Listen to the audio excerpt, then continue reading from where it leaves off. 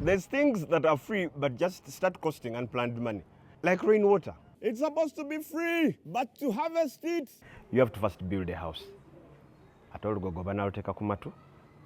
Same way HIV treatment is totally free but has been costing. I mean, you have to first move to the health center. Go spend like a whole day, 6-7 hours.